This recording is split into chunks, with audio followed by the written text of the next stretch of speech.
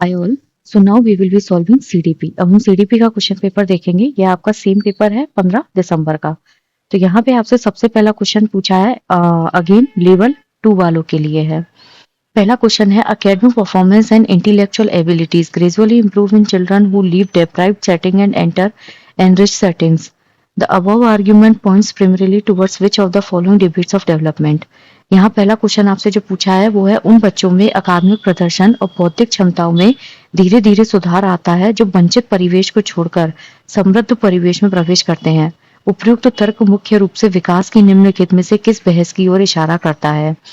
तो हम एक चीज पढ़ते हैं जहां पे वुडवर्थ जो है उन्होंने एक चीज बोली थी कि जो हेरिडिटी होती है और जो एनवायरनमेंट होता है वो बच्चे के मेंटल जो एबिलिटी होती है या मेंटल जो डेवलपमेंट होता है उसको कहीं ना कहीं अफेक्ट करता है। तो यहाँ पे एक चीज याद रखिएगा, अगर आप एक गलत बैकग्राउंड से आते हैं, अगर मान लीजिए जैसे कोई बच्चा है, अगर इसका जो एनवायरनमेंट है वहां पे मान लीजिए सिगरेट पीते हैं, दारू पीते हैं या जो भी है ड्रिंक करते हैं या मारा पीटी होती है, तो बच्चा उन चीजों को बहुत जल्दी सीखता है, बहुत जल्दी उन चीजों को क्या करेगा ग्रेस्प करता है। लेकिन यही बच्चा एक ऐसे बैकग्राउंड से आता है जहाँ पे लोग जो है वो एक दूसरे को रिस्पेक्ट करते हैं, बहुत पीसफुल तरीके से रहते हैं, एक दूसरे को बहुत प्यार से ट्रीट करते हैं, तो बच्चा उन चीजों को सीखता है। तो जो सराउंडिंग होती है ना वो कहीं ना कहीं बच्चे को अफेक्ट करती है।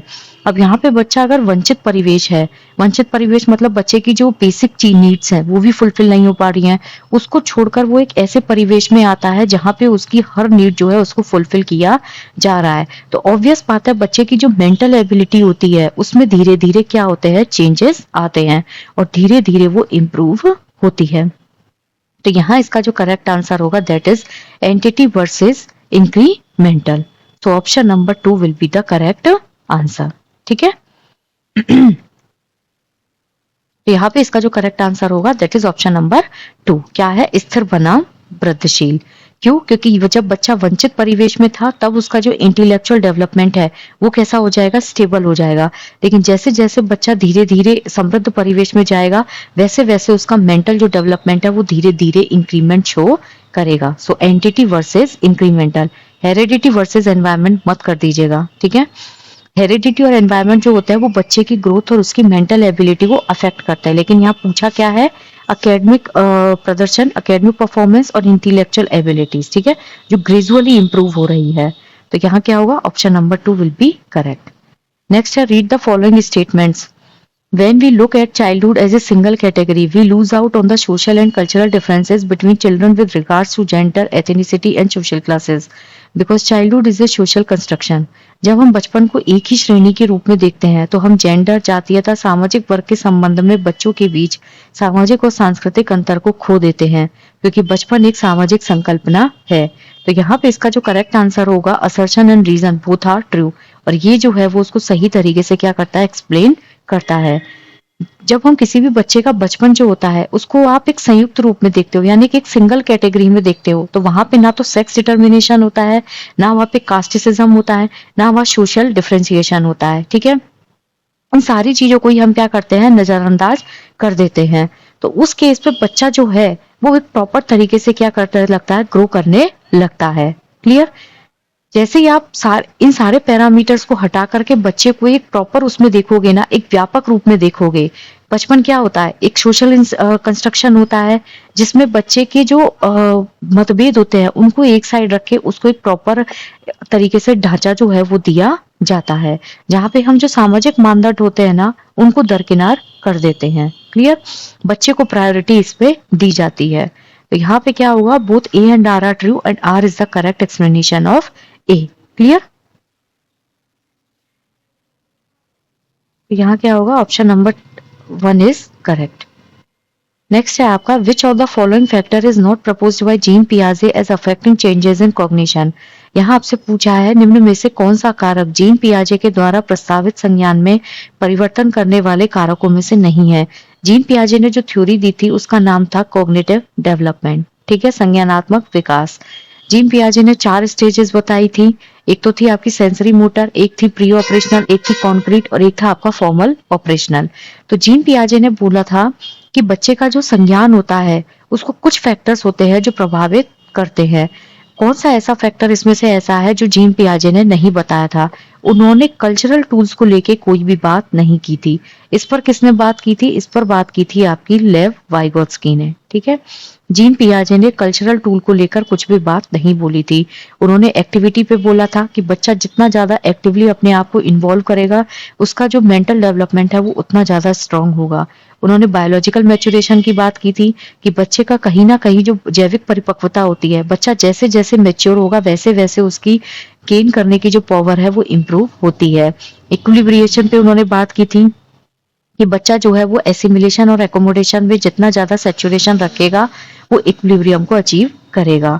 तो यहाँ पे एक्टिविटी भी करेक्ट है, बायोलॉजिकल मैच्योरेशन भी करेक्ट है और इक्विलिब्रेशन भी करेक्ट है, लेकिन कल्चरल टूल्स को लेके जीन पियाजे ने नहीं बोला था। इस पे जो बात की थी वो वाइगोस्की ने की थी। So option number 3 is correct. Next है, read the following statements. Jean Piaget assumed that the process of learning is dependent solely on heredity because development is a result of interaction between heredity and the environment. तो यहाँ पे एक चीज समझिए कि जो gene पियाजे हैं उन्होंने माना कि सीखने की जो प्रोसेस होती है वो पूरी तरह से आनुवांशिकता पर निर्भर है, क्योंकि डेवलपमेंट जो होता है, विकास जो होता है, वो आनुवांशिकता पर्यावरण के बीच पारस्परिक क्रिया का क्या होता है? परिणाम होता है। तो यहाँ इसका जो करेक्ट आंसर होगा that is option number B. Okay, यहाँ पे अगर वैसे अगर देखिए कि जीन पियाजे ने किसके बारे में बात कही थी, तो जी अगर आप देखेंगे हेरिडिटी और एनवायरनमेंट, जीन पियाजे ने इन दोनों को ही मेंशन किया था। लेकिन आपका जो सीटेट ने करेक्ट आंसर माना है वो उसने ऑल माना है। अब मुझे नहीं पता उसने ऑल किस बेसिस पर इसको करेक्ट माना है, लेकिन जीन पियाजे उन्होंने आपकी सीटेट की जो आंसर की है उसमें इसका जो करेक्ट आंसर है that is all option. Jean पियाजे ने बेसिकली जिस चीज की बात की थी ना, उन्होंने बायोलॉजिकल मैच्योरेशन टर्म यूज किया था। बायोलॉजिकल मैच्योरेशन मतलब जैविक परिपक्वता। जैसे जैसे बच्चा मैच्योर होता है वैसे वैसे उसकी सीखने की जो इम्प्रूवमेंट है वो धीरे धीरे बढ़ती जाती है, यानी कि जो लर्निंग पावर है वो इंक्रीज होती है। जो बच्चा सेंसरी मोटर स्टेज में होता है वो प्री ऑपरेशनल में कुछ ज्यादा सीखता है, फिर कॉन्क्रीट में कुछ ज्यादा सीखता है, और फॉर्मल ऑपरेशनल में बच्चा धीरे धीरे निगमनात्मक थिंकिंग करने लग जाता है। क्लियर? जीन पियाजे ने इक्विलिब्रिएशन पे जोर दिया था। इक्विलिब्रिएशन क्या होता है? जहां पर बच्चे का एसिमिलेशन और एकोमोडेशन दोनों में क्या होता है, एक प्रॉपर मैनेज होती है चीजें। एक बच्चे को लिए उन्होंने कहा था कि बच्चा जितना ज्यादा एक्टिवली इन्वॉल्व होगा उतना ज्यादा बच्चा सीखता है। उन्होंने एनवायरनमेंट को लेके इन्वॉल्व किया था कि बच्चे का जो एनवायरनमेंट होता है वो उसकी लर्निंग प्रोसेस को कहीं ना कहीं अफेक्ट करता है। जीन पियाजे ने कहा था कि जो बच्चे होते हैं वो नन्हे वैज्ञानिक होते हैं, आप बच्चे को जैसा सिखाओगे बच्चा वैसा ही धीरे धीरे सीखने लग जाता है। तो यहाँ पे क्या होगा आपका, जीन पियाजे assume that the process of learning dependent solely on heredity. ये सिर्फ अकेले हेरिडिटी पे डिपेंडेंट नहीं होता है। तो मेरे according A should be wrong, ये यहाँ पे गलत होना चाहिए था और बी सही होना चाहिए था। बट आई डोंट नो किस हिसाब से उन्होंने ये चीज मानी है। उन्होंने सारे ही ऑप्शन जो है उनको करेक्ट माना है। नेक्स्ट है आपका, अकॉर्डिंग टू जीन पियाजे when children can not handle new experience within their existing cognitive structure they experience and resort to. Jean पियाजे के अनुसार जब बच्चे अपने मौजूदा संज्ञानात्मक संरचना के अनुसार नए अनुभवों को नहीं समझ पाते तो वे क्या अनुभव करते हैं और किस चीज का सहारा लेते हैं।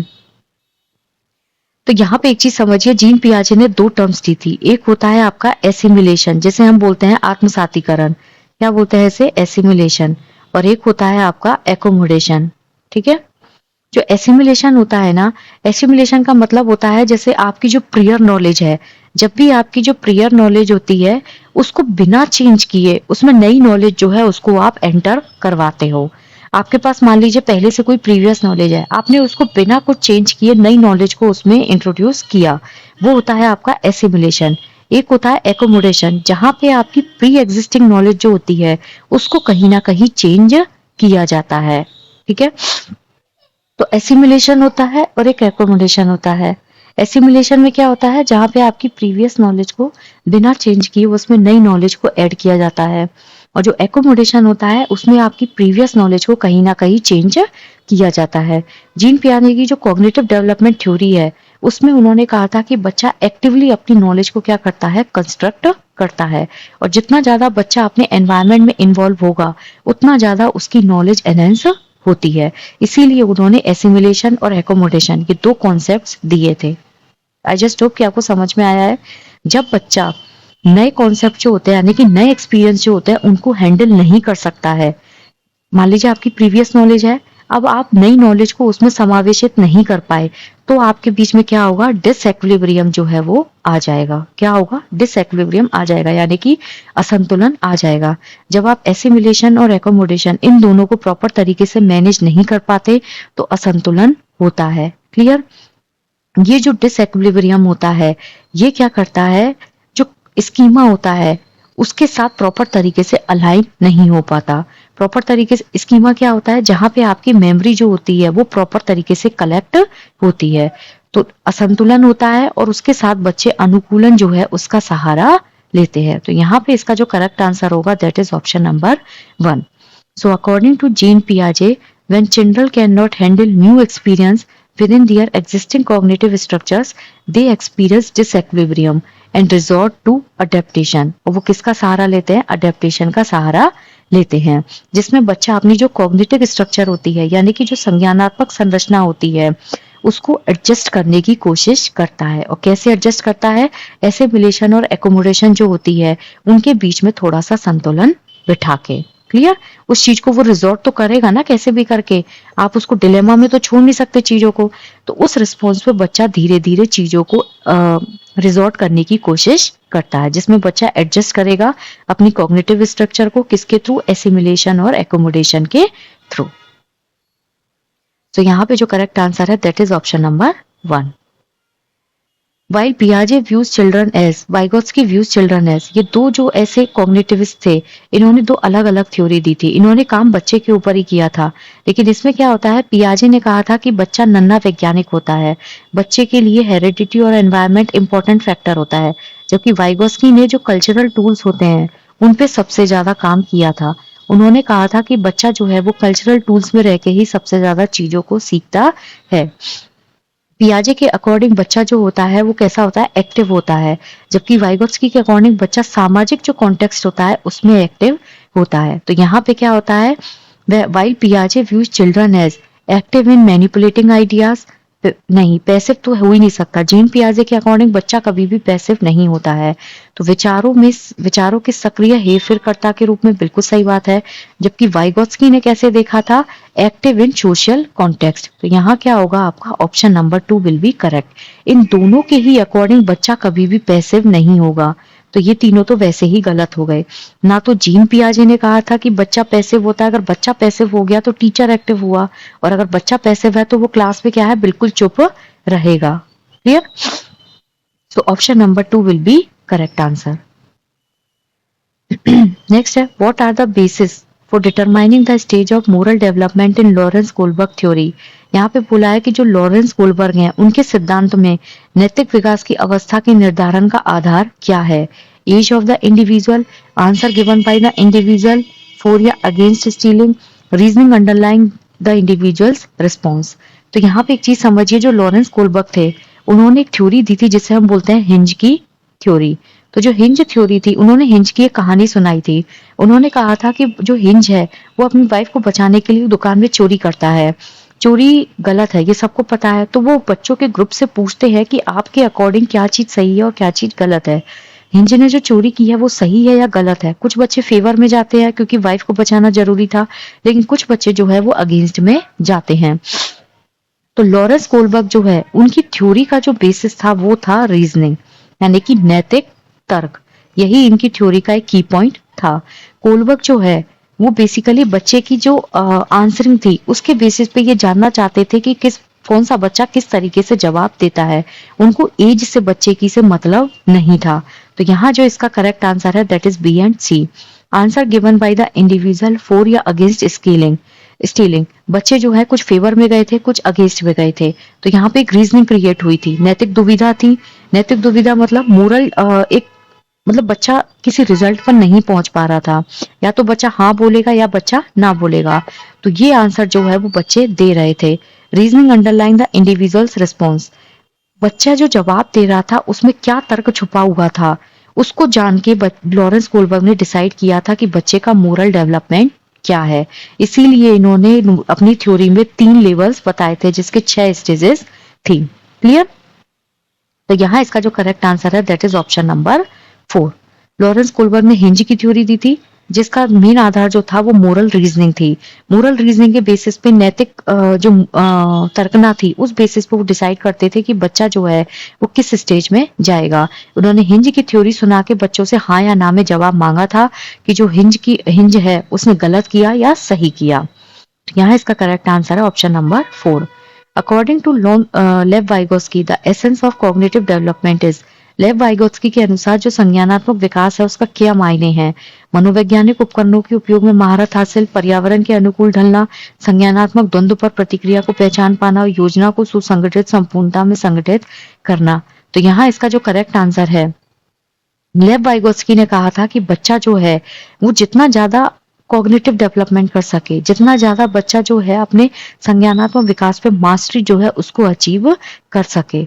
तो यहाँ इसका करेक्ट आंसर होगा मनोवैज्ञानिक उपकरणों के जो उपयोग है उसमें महारत हासिल करना।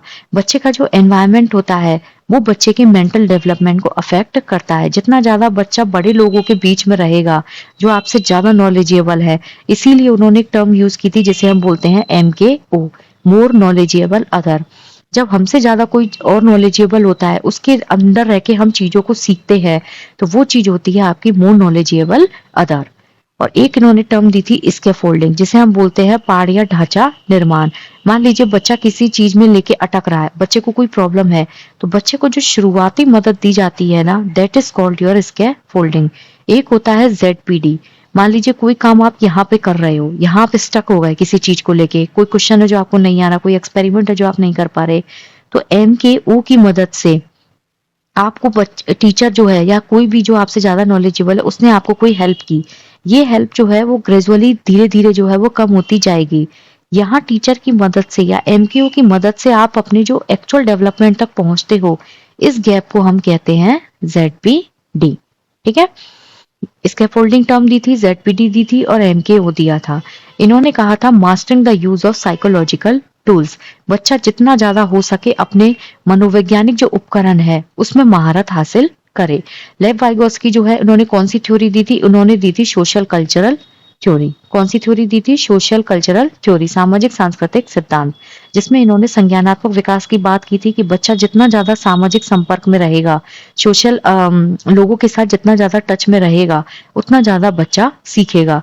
उन्होंने ये तर्क दिया था, उन्होंने ये रीजनिंग दी थी कि जो संज्ञानात्मक विकास है वो लैंग्वेज जो होती है, भाषा जो होती है, वो बच्चे के विचार जो है उनको क्या करती है? प्रभावित करती है। और जीन पियाजे ने जस्ट इसका उल्टा कहा था। जीन पियाजे ने कहा था जो विचार होते हैं वो भाषा को क्या करते हैं? फैसिलिटेट करते हैं। तो बेसिकली उनका जो थ्योरी थी वो क्या थी? Mastering the use of psychological tools. Clear? तो यहाँ ऑप्शन नंबर 1 जो है वो बिल्कुल करेक्ट होगा। नेक्स्ट है according to Lev Vygotsky what plays an essential role in helping learners progress through the zone of proximal development। लेव वाइगोत्स्की के अनुसार बच्चों की जो समीपस्थ विकास का क्षेत्र है उसके माध्यम से प्रगति में मदद करने में किसकी आवश्यकता होती है? Physical environment, more knowledgeable others, maturation और पॉजिटिव रीइंफोर्समेंट। तो अभी मैंने आपको बताया था जो मोर नॉलेजेबल अदर्स होते हैं वो क्या करते हैं? बच्चे को उसके ओरिजिनल डेवलपमेंट से उसके एक्चुअल डेवलपमेंट तक लेकर जाते हैं।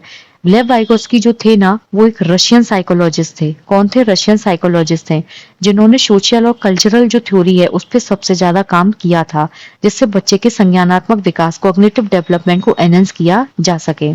उन्होंने फोकस किया था कि कैसे बच्चे जो होते हैं वो MKO के साथ इंटरेक्ट करते हैं, जो आपसे ज्यादा नॉलेजेबल है उसके साथ इंटरेक्ट करते हैं, और कैसे बच्चा धीरे धीरे अपनी नॉलेज को एनहेंस करता है। यही एक टूल था जो कल्चरल टूल है, इसको ही उन्होंने सबसे ज्यादा यूज किया था। क्या होता है? Cultural tool. ठीक है, वाइगोत्स्की के अकॉर्डिंग जो कॉग्निटिव डेवलपमेंट होता है उसमें बच्चा अपने साइकोलॉजिकल टूल्स जितना ज्यादा यूज करेगा, समाज के साथ जितना ज्यादा इंटरेक्ट करेगा, लैंग्वेज पे फोकस किया था, बच्चे का जो कल्चरल इन्वेंशन है उस पे फोकस किया था। तो यहाँ पे क्या होगा आपका? More knowledgeable others. वापस देख लीजिए, एक टर्म थी इनकी स्कैफोल्डिंग, एक टर्म थी इनकी ZPD और एक टर्म थी इनकी मोर नॉलेजेबल अदर्स। ठीक है, मोर नॉलेजेबल अदर कौन होता है? जिसकी मदद से आप स्कैफोल्डिंग में अटकते हैं, यानी कि शुरुआती जो प्रॉब्लम होती है वहां आप स्टक होते हैं, एमकेओ की मदद से आप उस प्रॉब्लम को सॉल्व कर लेते हैं। तो ये जो बीच का गैप होता है उसे ही हम बोलते हैं ZPD। क्लियर? तो यहाँ क्या होगा आपका ऑप्शन नंबर 2।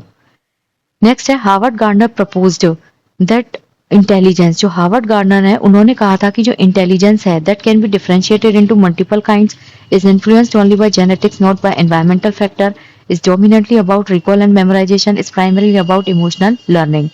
तो जो हार्वर्ड गार्डनर थे उन्होंने बहुबुद्धि सिद्धांत दिया था, यानी कि मल्टीपल इंटेलिजेंस थ्योरी जो है वो इन्होंने दी थी। क्या दिया था?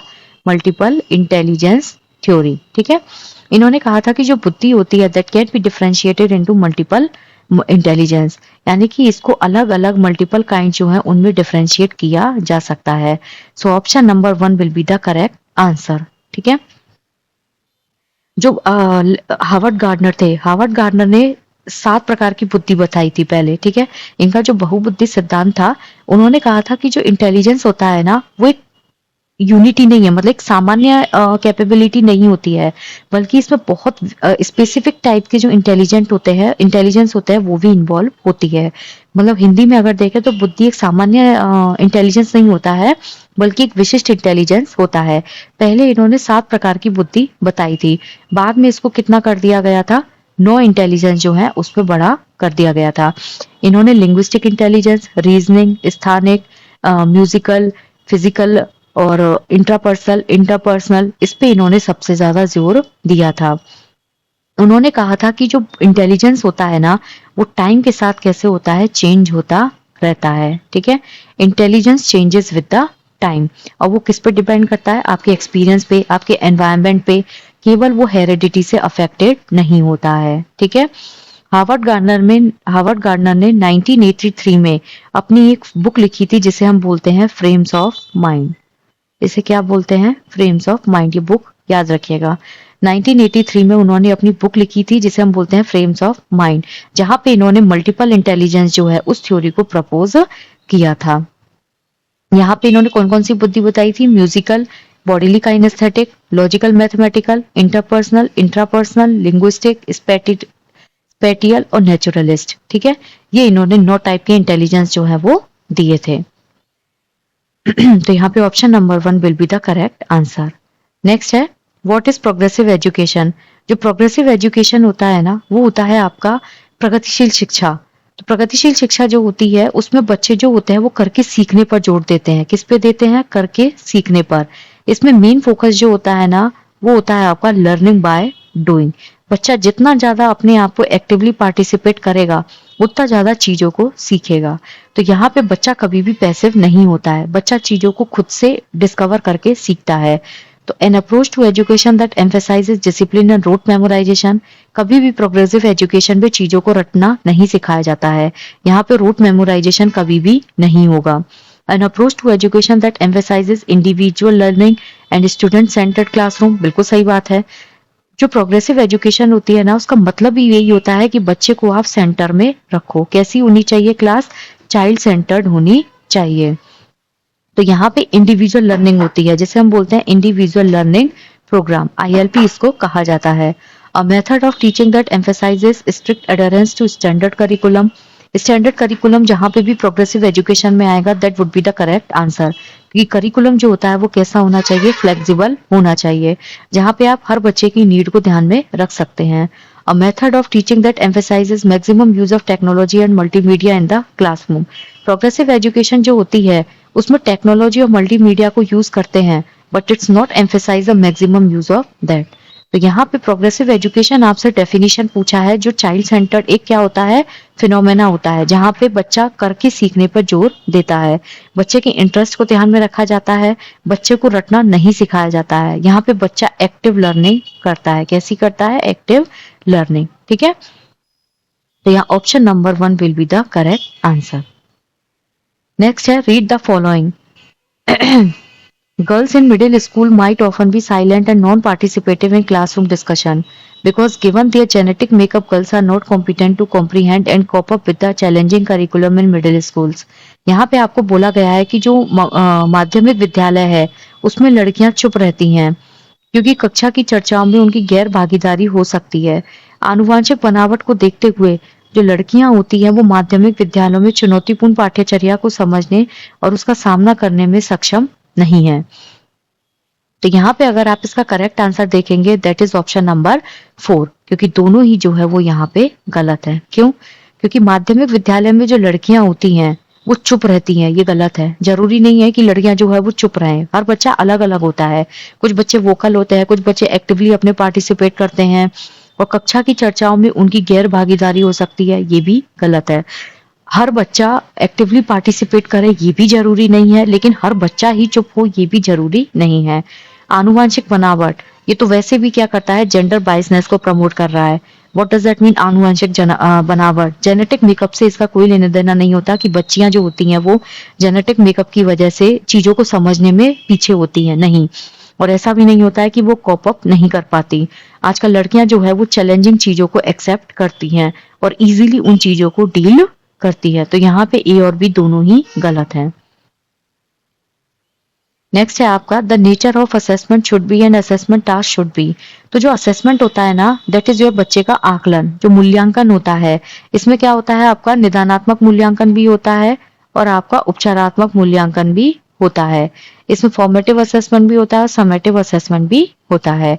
तो असेसमेंट का जो नेचर होता है ना वो कैसा होना चाहिए, हमेशा डायनामिक होना चाहिए। कैसा होना चाहिए? हमेशा डायनामिक होना चाहिए। दूसरा, असेसमेंट टास्क शुड बी, जो असेसमेंट टास्क होते हैं वो कैसे होने चाहिए? वो होने चाहिए आपके प्रामाणिक, यानी कि डायनामिक होने चाहिए और ऑथेंटिक होने चाहिए। जो गतिशील प्रवृत्ति होती है ना उसमें होता है कि बच्चा धीरे धीरे अपने आप को इम्प्रूव कर सके, उसकी जो नीड है उसको ध्यान में रख के आप असेसमेंट बनाइए। और जो ऑथेंटिक होते हैं, ऑथेंटिक का मतलब होता है कि जहाँ पे आप कोई चीज होती है ना कि जो हम ऑथेंटिसाइज करते हैं कि स्टैंडर्ड, मतलब जहाँ पे एक जैसा पेपर आता है। जब हम बोर्ड एग्जाम्स देते हैं तो वो कैसा होता है, आपका स्टैंडर्ड पेपर होता है, स्टैंडर्डाइज एग्जाम होता है जहाँ पे सब बच्चों के लिए एक जैसा पेपर आता है, दैट इज कॉल्ड योर मानकीकृत। जबकि ऑथेंटिक जो होता है उसमें बच्चे की नीड को ध्यान में रख के पेपर जो है वो सेट किया जाता है। गतिशील जो होता है ना उसका मतलब होता है जहाँ पे आप फॉर्मेटिव असेसमेंट जो है उसको ध्यान में रख के करते हो, जब टाइम टू टाइम बच्चे को आप फीडबैक देते हो, बच्चा धीरे धीरे उसमें चेंजेस लाता है। दोनों ही जो चीज होती हैं डायनामिक और ऑथेंटिक, ये बच्चे की नीड को ध्यान में रख के ही बनाए जाते हैं, जहाँ पे बच्चा क्या करता है, अपने रियल लाइफ एक्सपीरियंसेस को यूज करता है। तो ये होता है आपका option number 1 will be the correct. Next है read the following statements. It's advisable not to rely on standardized tests while conducting assessment for learning because in criteria reference testing scores are compared to a set performance standard. ऐसा माना जाता है कि अधिगम के लिए जो आकलन होता है वो करते समय मानकीकृत परीक्षणों पर निर्भर नहीं करना चाहिए, क्योंकि निष्कर्ष संदर्भित परीक्षण में प्राप्त अंकों की तुलना एक निर्धारित प्रदर्शन मानक से की जाती है। पहली बात तो ये समझिए, एक होता है आपका assessment for learning, assessment for learning, एक होता है असेसमेंट ऑफ लर्निंग, एक होता है assessment as learning. Assessment for learning जो होता है ना वो होता है आपका एफए, जिसे हम बोलते हैं फॉर्मेटिव असेसमेंट। इसमें बच्चे को टाइम टू टाइम फीडबैक दिया जाता है, जहां भी वो पिछड़ रहा होता है उस चीज को इम्प्रूव किया जाता है, कहाँ वो मिस्टेक कर रहा है, कहाँ ऐसा है जहां उसको इम्प्रूवमेंट की जरूरत है। असेसमेंट ऑफ लर्निंग जो होता है ना that is your summative assessment, जो ईयर एंड में बच्चे को एक रिजल्ट बताया जाता है जो उसने पूरे साल पढ़ा है। एक होता है असेसमेंट एज लर्निंग, जहां बच्चा खुद का जो असेसमेंट है वो खुद करता है कि कहाँ वो गलती कर रहा है और कहाँ उसको क्या चीज जो है वो सही करनी है। तो ऐसा उपयुक्त माना जाता है कि जो अधिगम के लिए आकलन है उसका पर्पस क्या होता है कि बच्चा जो है वो सीखने की जो प्रोसेस है उसमें चेंजेस ला सके। इसीलिए यहाँ पर मानकीकृत परीक्षण जो होते हैं ना, जो हम यहाँ पे देखे थे कि जो स्टैंडर्ड टेस्ट होते हैं उनको नहीं लिया जाता है। का क्या यूज किया जाता है, ऑथेंटिक टेस्ट किया जाता है, क्योंकि स्टैंडर्ड टेस्ट में फ्लेक्सिबिलिटी नहीं होती है, जबकि ऑथेंटिक टेस्ट जो होते हैं उनमें फ्लेक्सिबिलिटी होती है। तो ये जो है वो बिल्कुल गलत है कि मानकीकृत, सही है कि मानकीकृत जो परीक्षण है उन पर निर्भर नहीं करना चाहिए। तो यहाँ इसका जो करेक्ट आंसर है ए और आर दोनों सही है, लेकिन ए की जो आर है वो व्याख्या नहीं करता। अब आर क्या है, निष्कर्ष संदर्भित परीक्षण में जो प्राप्त अंक होते हैं उनकी तुलना एक निर्धारित प्रदर्शन मानक से की जाती है। जो क्राइटेरिया स्टैंडर्ड टेस्टिंग होती है उसमें स्कोर्स जो होते हैं वो एक सेट परफॉर्मेंस स्टैंडर्ड से कंपेयर किए जाते हैं। मतलब एक जो प्री एग्जिस्टिंग टेस्ट होता है वो एक मानक सेट किया जाता है कि हाँ भाई बच्चा जो है वो इस लेवल तक पहुंच जाना चाहिए, ना कि आपस में बच्चों में कंपैरिजन किया जाता है। मान लीजिए एक बच्चे का 90% है, एक बच्चे की 80% है, तो ऐसा नहीं है कि आप बच्चों में ही कंपेयर करने लग जाओगे, नहीं। जो क्राइटेरिया रेफरेंस टेस्टिंग होती है इसमें सेट परफॉर्मेंस स्टैंडर्ड, मतलब हर एग्जाम का एक परफॉर्मेंस क्राइटेरिया बनाया जाता है कि बच्चा जो है वो इससे नीचे नहीं जाना चाहिए, आपस में कंपैरिजन नहीं होता है। जैसे आजकल स्कूलों में ग्रेडिंग सिस्टम होता है ABCD, तो वहाँ बच्चे का कंपैरिजन नहीं होता है, वहां एक सेट बनाया जाता है कि भैया बच्चा इस लेवल तक पहुंच रहा है या नहीं। तो यहाँ पर ए और आर दोनों ही सही हैं, और आर जो है वो ए का करेक्ट एक्सप्लेनेशन नहीं है। So option number 2 will be the correct answer. ठीक है, नेक्स्ट है आपका question number 15। Which of the following is an example of question that promotes analytical skill in students. Analytical skill का मतलब क्या होता है? विश्लेषणात्मक कौशल, जहां पे बच्चा क्या है, एक्टिव है, जहां बच्चा लर्निंग बाय डूइंग कर रहा है, चीजों को एनालाइज कर रहा है, जहां पे बच्चा क्वेश्चंस पूछता है, ये होती है आपकी एनालिटिक लर्निंग। क्लियर? तो यहाँ इसका जो करेक्ट आंसर होगा, what is the definition of A mammal, explain the key characteristic of mammals, how have mammals adapted to their environment, tell a few examples and a few non examples of mammals given in the test book। अब आप खुद ही सोचिए किस question में बच्चा चीजों को analyse करेगा। एक स्तनपायी की परिभाषा, ये रोट मेमोराइजेशन होता है। स्तनधारियों के प्रमुख लक्षण, ये भी रोट मेमोराइजेशन होता है। स्तनधारियों ने अपने वातावरण के लिए कैसे अनुकूलित किया है, इसमें बच्चा चीजों को एनालाइज करेगा।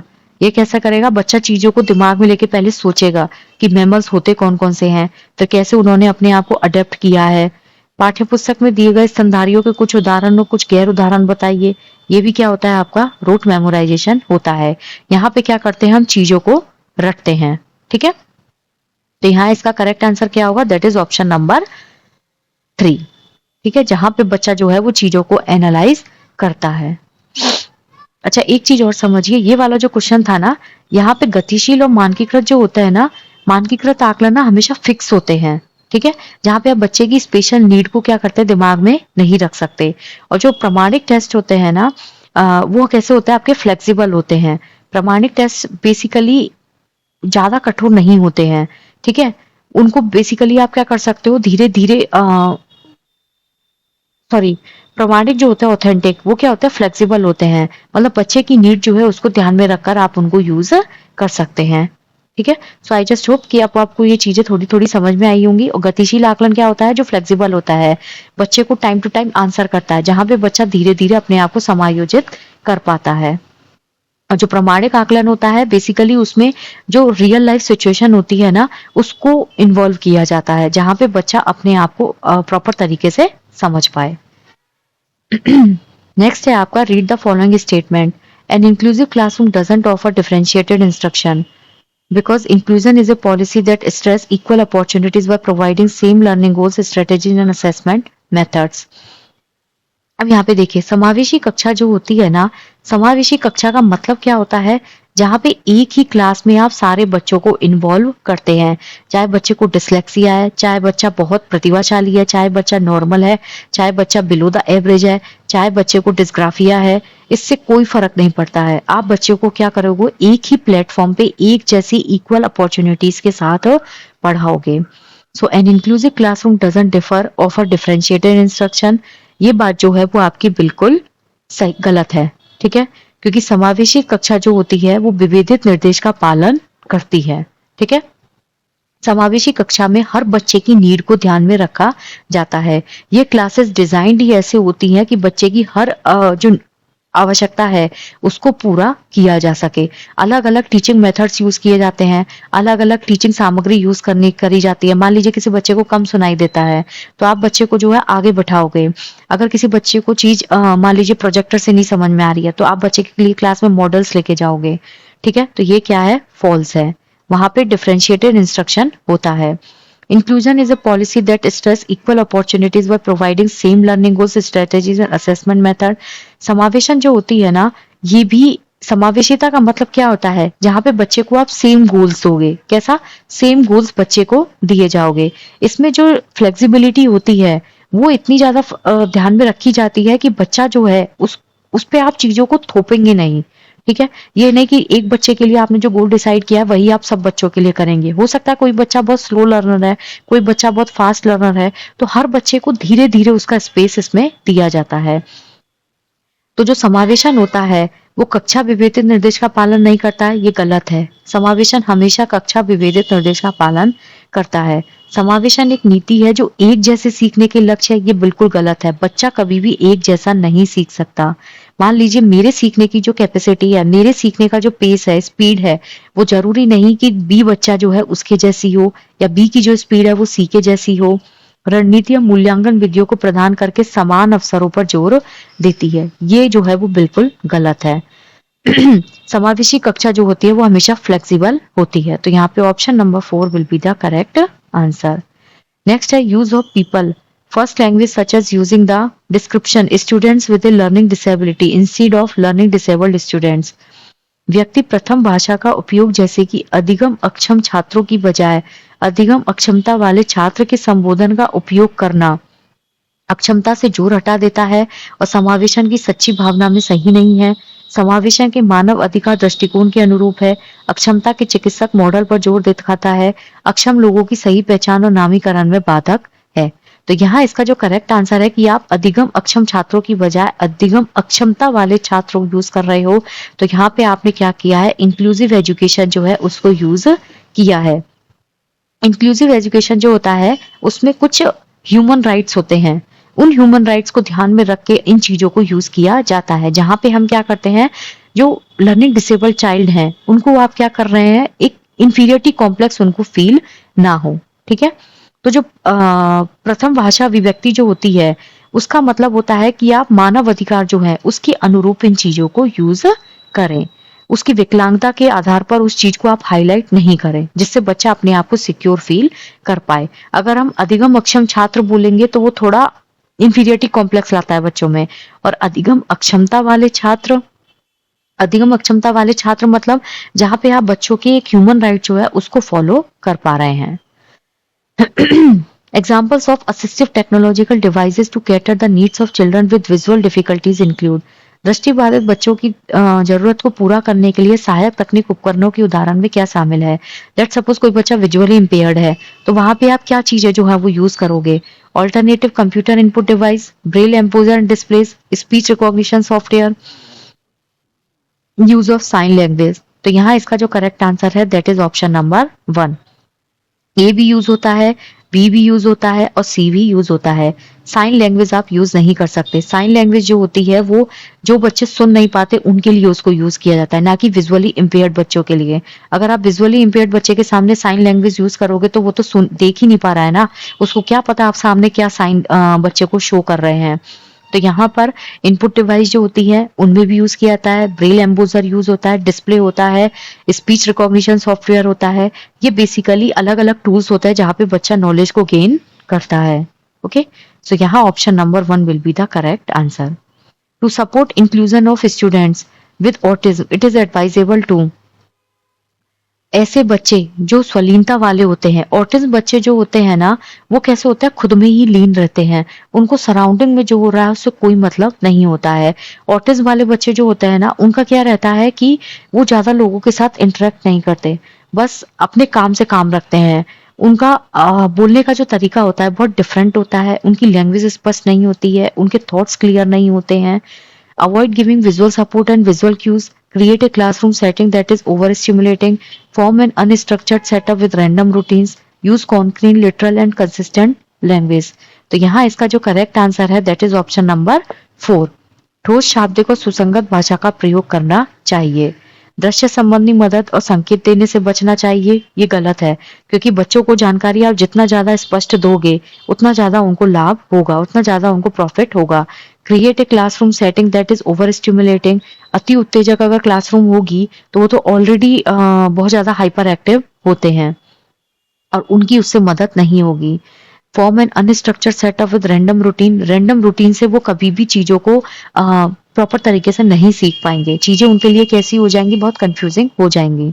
तो हमेशा कॉन्क्रीट लैंग्वेज, मूर्त स्वरूप में चीजों को, लिटरल बहुत शाब्दिक तरीके से, और कंसिस्टेंट मतलब एक प्रॉपर डिफाइनिंग वे में, एक हिरार्की जो होती है उसको फॉलो करते हुए हमें बच्चों को सिखाना चाहिए। So option number 4 will be the correct answer.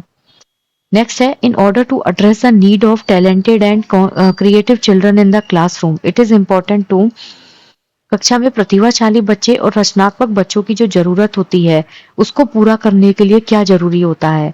उन्हें सीखने की प्रक्रिया में व्यस्त रखें और उनकी दिलचस्पी बनाए रखें। उन्हें विस्तृत और स्पष्ट निर्देश प्रदान करें।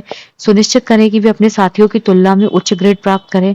भावनात्मक आवश्यकता की बजाय उनकी संज्ञानात्मक आवश्यकताओं को प्रधानता दें।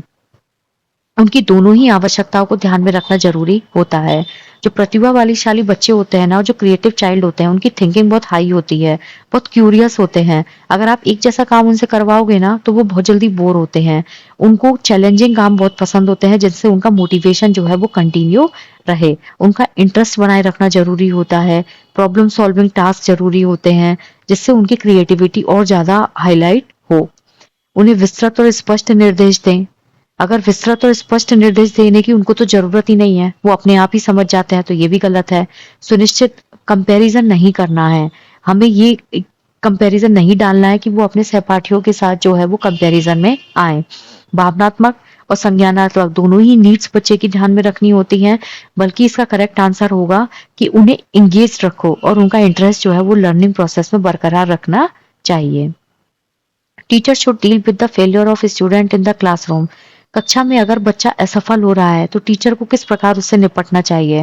Bye critically examining their own pedagogical strategies, by correcting and over correcting the students who have failed, by administering standardised IQ test to fail the student to assess intelligence, by identifying the caste of the students and telling parents to provide additional support at home.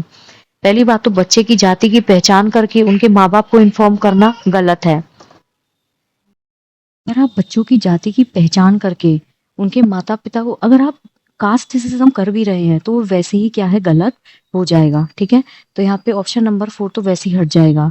तो किस प्रकार से आप निपटोगे?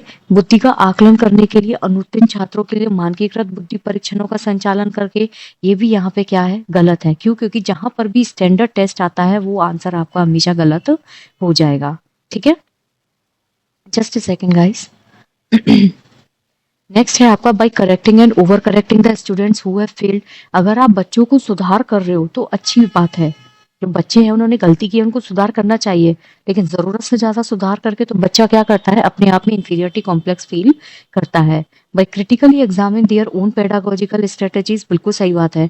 जब आप खुद की चीजों को एनालाइज करते हो, खुद की चीजों को क्या करते हो, करेक्ट करने की कोशिश करते हो। एक होता है ना जहाँ पे हम सेल्फ असेसमेंट करते हैं, ये कुछ कुछ वैसा होता है जहाँ पे आप अपनी पेडागोजिकल स्ट्रेटेजीज को चेंज करने की कोशिश करते हो। कैसे? लेट सपोज आप कोई चीज जो है वो मॉडल में पढ़ा रहे हो, आपने मान लीजिए कार्बन है, उसको मॉडल उसमें पढ़ाया, लेकिन कुछ बच्चे ऐसे हैं जिनको समझ में ही नहीं आया, तो आपको वहां पे अपनी जो टीचिंग स्ट्रेटेजीज है उनको चेंज करना होगा। आपको जो निदानात्मक परीक्षण है वो वहां पे करना होगा, आपको कमियां पहचाननी होंगी और बच्चे की जो नीड है उसको फुलफिल करना होगा। तो यहाँ पे ऑप्शन नंबर 1 जो है वो बिल्कुल करेक्ट हो जाएगा। क्लियर? तो यहाँ क्या है, option number 1 will be the correct answer. What is the role of prior knowledge in constructivist learning?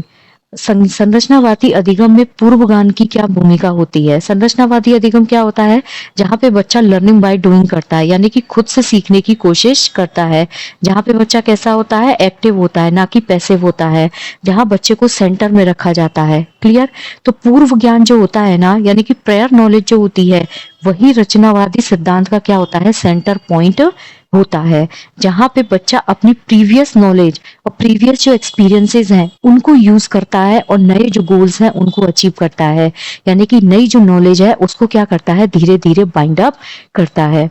पूर्व ज्ञान जो होता है can hinder the learning process since children come to school with a lot of misconceptions, बिल्कुल गलत है।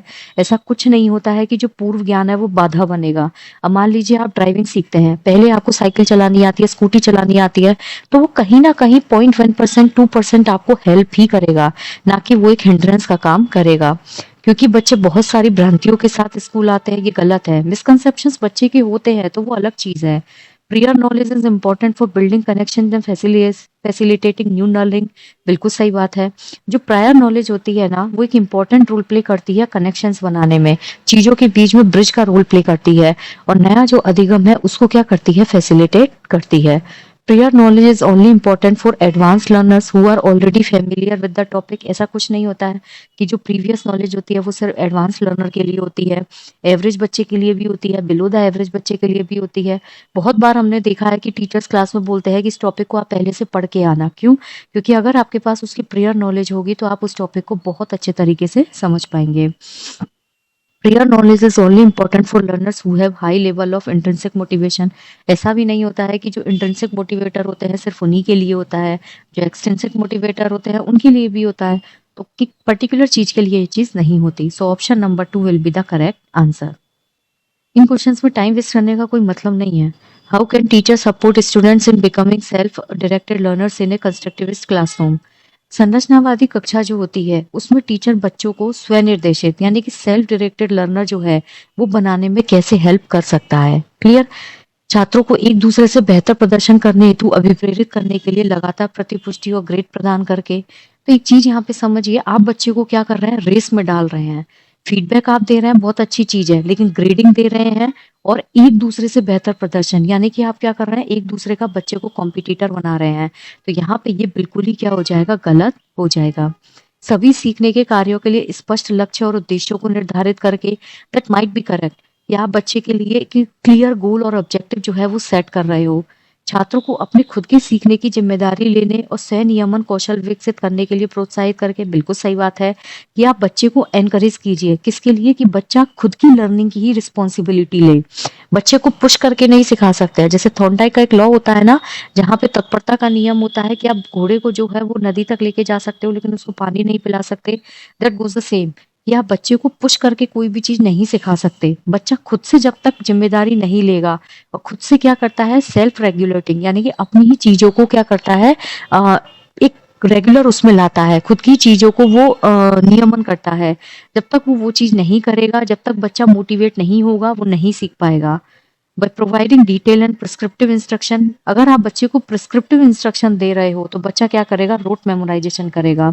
अगर मैं एक पूरे पेपर पे लिख के आपको कोई चीज दे दूं तो वहां क्या होगा, रोट मेमोराइजेशन होगा। हम चीजों को रटना स्टार्ट कर देते हैं। ठीक है? तो रचनावादी कक्षा का अधिगम यही होता है जहाँ पे बच्चा एक्टिव होता है। चाइल्ड सेंटर्ड प्रोसेस होती है जहाँ पे बच्चा जो होता है वो इंफॉर्मेशन कलेक्ट करता है। वो पैसिव नहीं होता है कि टीचर ने इंफॉर्मेशन दे दी और उसने रट ली। इसका मेन काम होता है कि बच्चा जो है वो खुद अपने गोल तक पहुंचे। ठीक है? तो यहाँ पे पहला ऑप्शन जो है, सॉरी 23rd का जो थर्ड ऑप्शन है वो बिल्कुल करेक्ट हो जाएगा। क्लियर? और जो ये पहला, दूसरा और चौथा ऑप्शन है ना, इनमें ग्रेडिंग होना, गोल निर्धारित कर देना, निर्देशात्मक निर्देश देना, ये बच्चे को क्या करते हैं ना, एक पर्टिकुलर गोल तक सीमित करेंगे। मतलब बच्चा कहीं ना कहीं इसमें क्या होगा, डिमोरलाइज होगा, हतोत्साहित होगा। ठीक है? तो यहाँ पे option number 3 will be the correct. Next है, read the following statements. A middle school teacher keeps in regular touch with the parents of students of a class to understand them better. एक माध्यमिक विद्यालय की जो शिक्षिका है वो अपनी कक्षा के छात्रों को बेहतर ढंग से समझने के लिए उनके माता पिता के साथ नियमित संपर्क में रहती है। Because community should direct how and what the children should learn. क्योंकि जो कम्युनिटीज होती हैं, समुदाय जो है, उनको यह निर्देशित करना चाहिए कि बच्चों को कैसे और क्या सीखना चाहिए। तो यहाँ इसका जो करेक्ट आंसर है कि ए जो है वो तो बिल्कुल सही है कि जो मिडिल स्कूल टीचर होता है वो अपने कक्षा के छात्रों को बेहतर ढंग से समझने के लिए जो माता पिता हैं उनके साथ कंटिन्यूअस जो संपर्क है उसमें रहना चाहिए। उससे क्या होता है, जब आप कम्युनिकेट करोगे पेरेंट्स के साथ तो एक इफेक्टिव टीचिंग के अंडर आता है। इसमें आता है ये, it comes under effective teaching, जहाँ पे बच्चा क्या है, बच्चे की नीड को ध्यान में रख के आप पेरेंट्स को इन्फॉर्म कर पाएंगे कि बच्चे को घर पे कितना पढ़ने की नीड है, बच्चे को कहाँ लैक कर रहा है, कहाँ उसके एनवायरनमेंट को चेंज करने की जरूरत है। तो ये स्टेटमेंट जो है वो पूरी तरह से करेक्ट है। But community should direct how and what the children should learn. समुदाय ये निर्धारित नहीं करता है कि बच्चे को कैसे और क्या सीखना चाहिए। तो ये जो स्टेटमेंट है वो यहाँ पे क्या है, गलत है। क्योंकि जो एजुकेशन होती है उसमें कम्युनिटी एक रोल प्ले करती है। ठीक है? ये बिल्कुल सही बात है। लेकिन स्कूल प्रशासन जो होता है उसकी जिम्मेदारी होती है कि बच्चा जो है उसको आप किस तरीके से पढ़ाएंगे, जो आप शैक्षिक सामग्री होती है उसके थ्रू बच्चे को किस तरीके से आप बच्चे को चीजें समझाएंगे। कम्युनिटीज कभी भी इसको डायरेक्ट नहीं करती हैं। क्लियर? जो औपचारिक पाठ्यक्रम होता है ना और जो शिक्षण पद्धति होती है वो कौन डिसाइड करता है? जो गवर्नमेंट बॉडीज होती हैं, स्कूल बॉडीज होती हैं, इनकी जिम्मेदारी होती है, ना कि कम्युनिटी की जिम्मेदारी होती है। तो यहाँ क्या होगा, ए तो बिल्कुल सही है, ट्रू है, बट आर क्या है, फॉल्स है।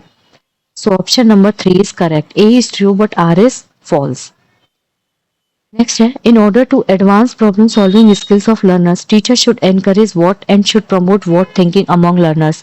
बच्चे की जो प्रॉब्लम सॉल्विंग स्किल्स है उसको बढ़ाने के लिए टीचर को किसको प्रोत्साहित करना चाहिए और शिक्षार्थियों के बीच कौन से चिंतन को बढ़ावा देना चाहिए? Belief perseverance and reciprocal, functional fixedness and divergent, means and analysis, convergent, verbalization and analogical. तो एक चीज समझिए, जो अपसारी चिंतन होता है ना वो होता है जहाँ पे आप किसी एक चीज को, एक प्रॉब्लम जो होती है उसके हजार सोल्यूशन सोचते हैं। ठीक है, मतलब एक चीज को, किसी भी चीज को फैलाना। अभिसारी जो होता है वो किसी एक पॉइंट ऑफ सेंटर जो है वहां पे चीजों को क्या कर देना, लाकर इकट्ठा कर देना, मतलब किसी भी प्रॉब्लम का सिर्फ एक ही सोल्यूशन निकालना। कार्यात्मक स्थिरता क्या होता है, जहां पे आप किसी भी एक चीज को लेकर रिजल्ट हो जाते हैं। मतलब अगर आप किसी भिन्न भिन्न जो सोच होती है ना, अलग अलग डाइवर्जेंट थिंकिंग जो होती है उसको हम काम में नहीं आने देते हैं। तो ये तो बिल्कुल ही गलत हो गया।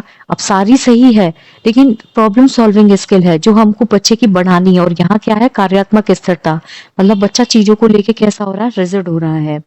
Means and analysis and convergent, convergent thinking अगर बच्चे के अंदर होगी तो वो कैसे चीजों को, मतलब एक एनालॉजिकल थिंकिंग बच्चे में कैसे आएगी। कन्वर्जेंट मतलब किसी भी प्रॉब्लम का एक ही सॉल्यूशन निकालना।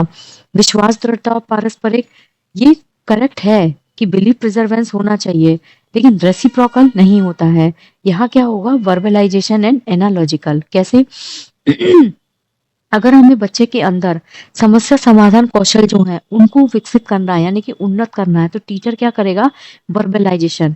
जब तक बच्चा टीचर के साथ कम्युनिकेट नहीं करेगा, टीचर के साथ जब तक वो क्वेश्चन आंसर्स नहीं करेगा, तब तक उसकी कभी भी एक एनालिटिकल थिंकिंग इम्प्रूव नहीं होगी। और जो शिक्षार्थी होते हैं उनके बीच उसको एनालॉजिकल चिंतन को बढ़ावा देना चाहिए। एनालॉजी का मतलब यही होता है जहाँ पे बच्चा क्या करता है, क्वेश्चन आंसर्स करता है, लर्निंग बाय डूइंग करता है, चीजों को एनालाइज करता है। जो कार्यात्मक स्थिरता होती है ना, वो क्या होता है, एक पूर्वाग्रह होता है। ठीक है, जिसमें बच्चा किसी भी चीज को यूज करना, एक लिमिटेशन लग जाती है, मतलब बच्चा केवल उसी तरीके से उसको यूज करेगा जिस तरीके से उसका ट्रेडिशनल तरीके से यूज होता आया है। जैसे मान लीजिए a+b² है, ठीक है, अगर इसकी कोई शॉर्ट ट्रिक है तो बच्चा उसको ऑप्ट ही नहीं करेगा, वो ट्रेडिशनल मेथड जो है उसी से ही उस क्वेश्चन को सॉल्व करने की कोशिश करेगा। तो यहाँ पे बच्चे के अंदर रचनात्मकता नहीं आ सकती। ठीक है, और भिन्न भिन्न सोच जब तक बच्चे के अंदर नहीं होगी, वो किसी भी चीज को जो है वो रचनात्मक तरीके से नहीं सोच पाएगा। और प्रॉब्लम सॉल्विंग स्किल में रचनात्मकता जो होती है वो एक इम्पॉर्टेंट रोल प्ले करती है। क्लियर? तो यहाँ क्या होगा आपका, वर्बलाइजेशन है analogical. So option number 4 is correct. Next है आपका क्वेश्चन नंबर 26। जो डिस्कवरी लर्निंग होती है, डिस्कवरी लर्निंग में जो बच्चे होते हैं वो क्या करते हैं, डिस्कवरी लर्निंग मतलब सेम, जहाँ पे लर्निंग बाय डूइंग होती है। बच्चा जो है वो क्या करता है, चीजों को खुद से करने की कोशिश करता है। Drive information for themselves through exploration and manipulation of ideas, बिल्कुल सही बात है कि बच्चा इंफॉर्मेशन को क्या करता है, खुद से ड्राइव करता है, एक्सप्लोर करता है, और आइडियाज जो है उनको क्या करता है, मैनिपुलेट करता है, यानी कि हेर फेर करके कहीं ना कहीं आंसर तक पहुंचता है। Consistently make new discoveries in the world through exploration and manipulation of ideas, विचारों की खोज और हेरफेर के माध्यम से दुनिया में लगातार नई खोज करता है। डिस्कवरी का मतलब ये नहीं होता है कि बच्चा साइंटिस्ट बन जाएगा। ठीक है, तो ये नहीं है कि लगातार नई खोज कर रहा है, हेरफेर के माध्यम से लगातार नई खोज हो रही है, तो ये गलत है। पूर्व अभ्यास और विस्तारित अभ्यास के माध्यम से अपने लिए जानकारी प्राप्त करता है। Drive information for them through rehearsal and extended practice, नहीं, इसमें कोई रिहर्सल नहीं होती है। पूर्व अभ्यास और विस्तारित माध्यम की दुनिया में नई खोज भी नहीं होती है।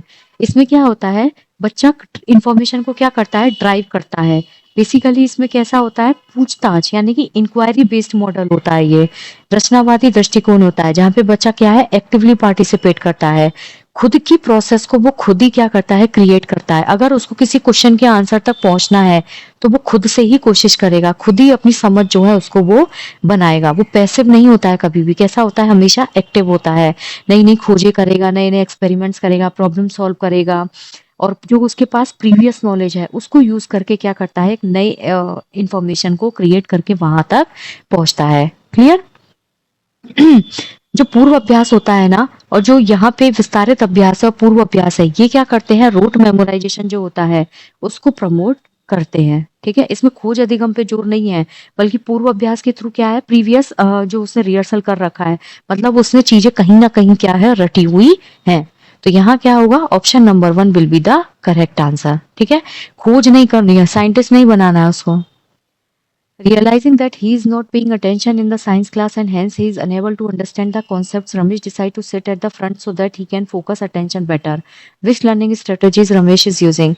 यह महसूस करते हुए कि विज्ञान कक्षा में ध्यान नहीं दे पा रहा है, मतलब रमेश ने ये चीज एनालाइज की है कि उसका फोकस जो है साइंस की क्लास में नहीं आ पा रहा है, तो इस कॉन्सेप्ट को समझने में वो असमर्थ है, तो कक्षा में वो आगे बैठने का फैसला लेता है ताकि वो फोकस्ड हो सके।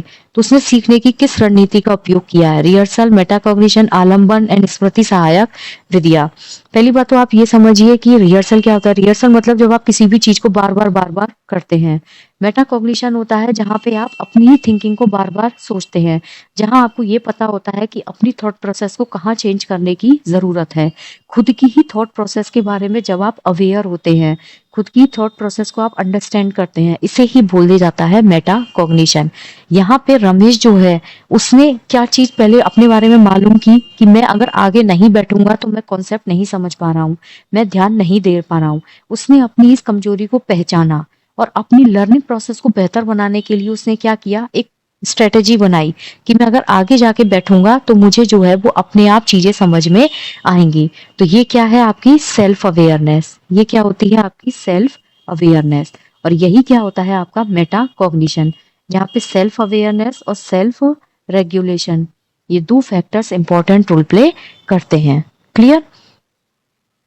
स्कैफोल्डिंग क्या होती है, जहां बच्चे को शुरुआती में दिक्कत आती है, एमक्यू उसकी हेल्प करता है और बच्चा अपने एक्चुअल डेवलपमेंट तक पहुंचता है।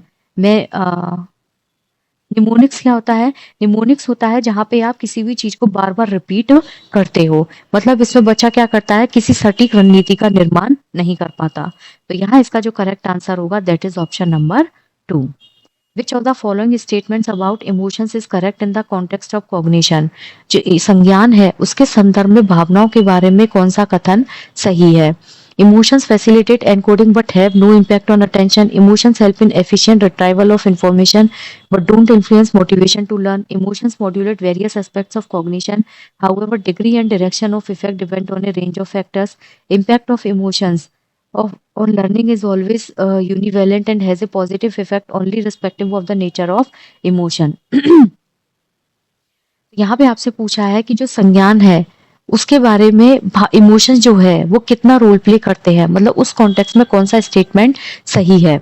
तो इमोशंस जो होते हैं ना वो कहीं ना कहीं आपकी जो संज्ञान है उसको अफेक्ट करते हैं। अगर आपके इमोशंस कंट्रोल में नहीं होंगे तो आप चीजों को सही टाइम पे सही तरीके से गेन नहीं कर पाएंगे। तो यहाँ इसका जो करेक्ट आंसर होगा दैट इज भावनाएं जो होती हैं वो संज्ञान के विभिन्न पहलुओं को नियंत्रित करती हैं।